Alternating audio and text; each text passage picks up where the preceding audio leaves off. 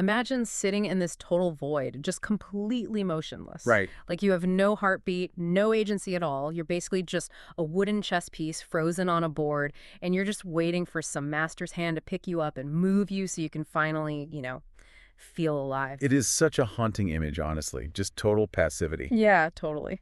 So, welcome to the deep dive. Our mission today is to explore author Perez Onika's work. And we really want to figure out how to stop being that passive pawn, Like, how do you transition into actually becoming the creator of your own game? Right, and to make that leap, Perez argues that we first have to look inward. It's this concept called the mastery of the mirror. Okay, the mastery of the mirror. Exactly. Before we try to go out and conquer the chessboard, we have to understand our own capacity. And to illustrate that, Perez brings up that classic productivity metaphor, the glass jar. Oh, right, the old Stephen Covey glass jar thing. Yeah, that one. Where you put the golf balls in first.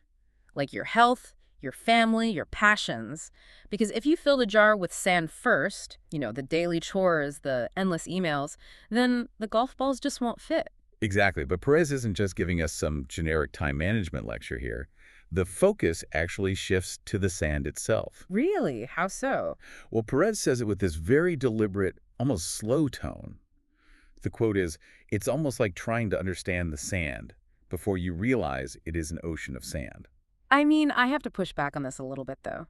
Because it is incredibly easy to let that sand in first simply because it's loud. Right. Absolutely. The emails are constantly pinging. The lawn is visibly overgrown.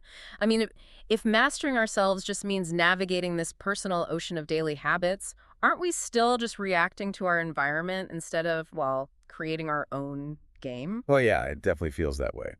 But Perez argues that realizing it's a vast ocean is actually the crucial first step to swimming out of it. Oh, I see. Right? Like, you can't fight the sand until you admit that you're drowning in it.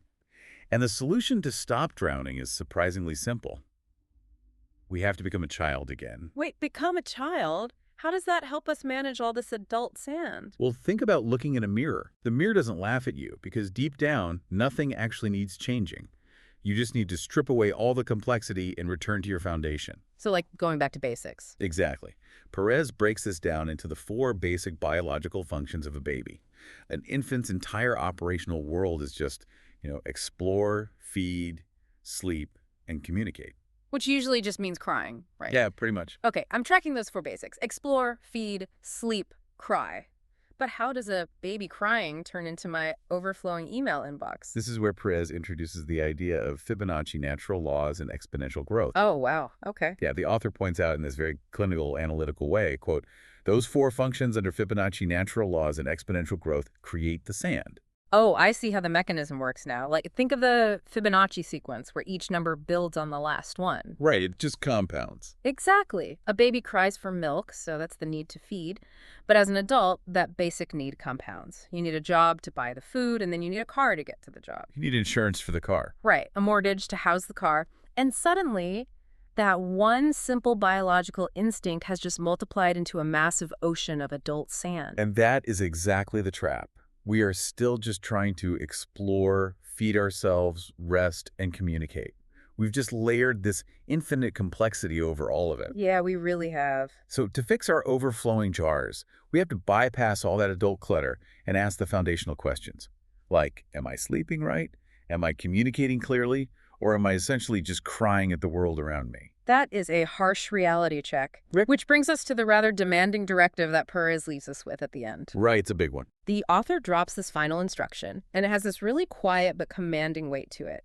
Quote, "Empty the jar, wash it clean, and look at it empty." Just look at it empty. I mean, that sounds terrifying, honestly. It really does. Because washing the jar clean forces a moment of total honesty. It is the ultimate pause. You are literally stopping that Fibonacci cycle of reacting to the world's endless expectations.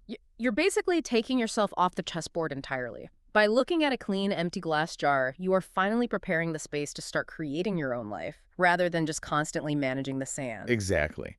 So as you think about your own jar today, consider this. If you were to empty it completely right now, who in your life has been filling your jar with their sand without you even realizing it?